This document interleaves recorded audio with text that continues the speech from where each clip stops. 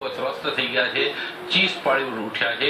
મોંઘવારી, કાળઝાળ મોંઘવારીથી ગરીબ અને મધ્યમ વર્ગ બંને પીસાઈ ગયો છે. શું કહો છો? કોંગ્રેસ 2009માં જ્યારે ચૂંટણી હતી ત્યારે વાયદો કરેલો કે 100 દિવસમાં અમે મોંઘવારી ઘટાડીશું, પરંતુ એને પોતે એવી નીતિ કરી કે જેથી કરીને મોંઘવારી વધવા માંડી અને એટલી બધી વધી ગઈ કે એના કારણે સીધી અસર ગરીબ અને મધ્ય વર્ગને થઈ છે.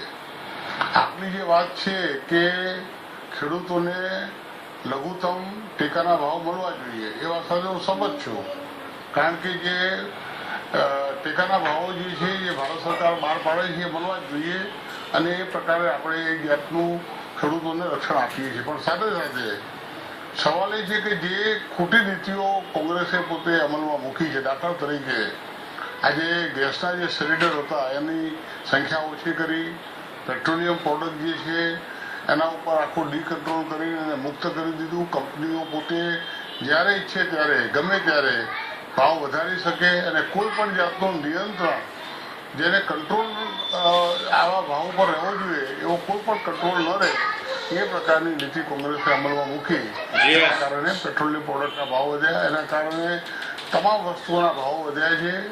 એ સાથે સાથે જે રીતે ભ્રષ્ટાચાર થયો, મોંઘવારીનું બીજું બાજુ ભ્રષ્ટાચાર છે, એની સીધી અસર લોકો ઉપર, ગરીબ લોકો ઉપર, મધ્યમ વર્ગ ઉપર થતી હોય છે.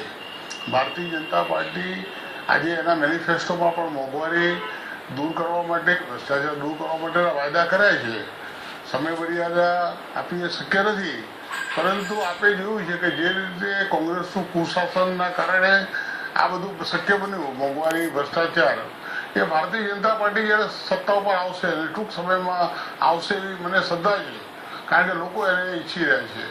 કોમન મેન આવશે ત્યારે મને લાગે છે કે આ પ્રશ્નો જે છે એ મહદઅંશે હલ થશે અને સવાલ નેતૃત્વનો, નીતિનો અને નીતિનો, નિયતિનો છે. આજે કોંગ્રેસ પાસે લોકોના જે પ્રશ્નો છે એમાં ખાસ કરીને મોંઘવારી, ભ્રષ્ટાચાર અને કુશાસન, એના ઉપર અંકુશ કરવા માટેની કોઈ નીતિ નથી, એની દાનત નથી. અને દિન પ્રતિદિન આપણે જોયું છે કે 10 વર્ષના શાસનની અંદર છેલ્લા 64 વર્ષમાં સૌથી ખરાબ જો ગવર્મેન્ટ આવી હોય તો છેલ્લા 10 વર્ષની UPA 1 અને UPA 2 ગવર્મેન્ટ છે.